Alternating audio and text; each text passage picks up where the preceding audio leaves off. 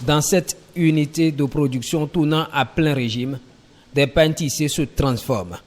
Ils passent à un autre état aux mains de ces couturiers sous le regard du promoteur de l'entreprise. Ce sont des produits destinés pour la plupart au Festival international du pain tissé. Nous avons une cinquantaine de créateurs qui vont défiler, du Bénin et d'ailleurs. Nous avons fait venir des créateurs d'ailleurs. Nous avons de la France, de la Martinique, de la Guadeloupe, au Kinshasa, Congo-Brazzaville, de la Côte d'Ivoire, du Togo.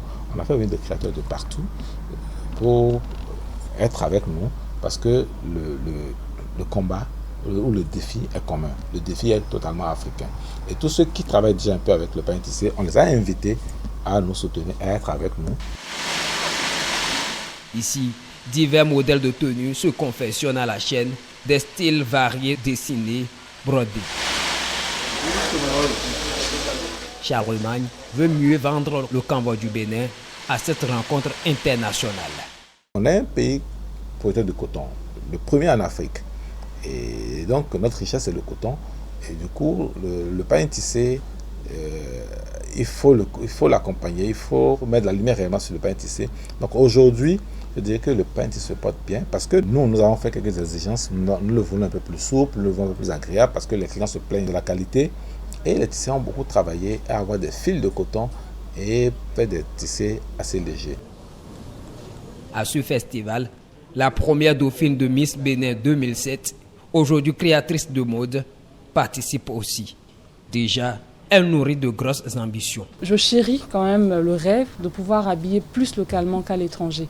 Donc ce festival, c'est un projet qui m'intéresse parce que ça m'a permis de rencontrer des tisserands magnifiques qui font du beau et je serais ravie de pouvoir valoriser leur travail le jour du défilé.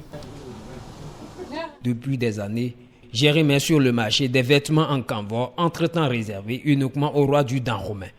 Son souhait désormais, porter plus loin ses produits grâce au Festival international du pain tissé. Ce tissu, il est conçu dans des conditions totalement différentes.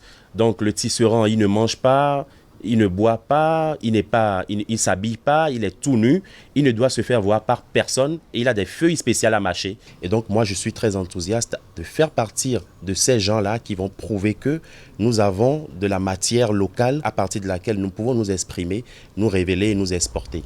Valoriser le canevas du Bénin au Festival international du pain tissé, les portes de la première édition s'ouvrent à Cotonou le 19 octobre.